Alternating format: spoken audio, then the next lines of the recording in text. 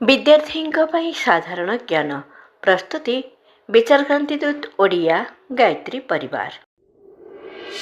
କେଉଁ ଗ୍ରହକୁ ଲାଲ ଗ୍ରହ କୁହାଯାଏ? ମଙ୍ଗଳକୁ। କେଉଁ ଗ୍ରହକୁ ନୀଳ ଗ୍ରହ କୁହାଯାଏ? ପୃଥିବୀକୁ।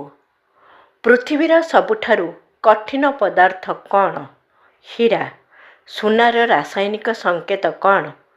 Au। ଜଣେ ବୟସ୍କ ବ୍ୟକ୍ତିଙ୍କ ଶରୀରରେ କେତୋଟି ହାଡ଼ ଥାଏ?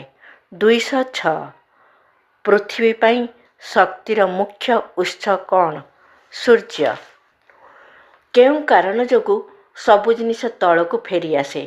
ମାଧ୍ୟାକର୍ଷଣ ଶକ୍ତି। ଗଛର କେଉଁ ଅଂଶଟି ମାଟି ତଳେ ବଢ଼ିଥାଏ? ଚେର।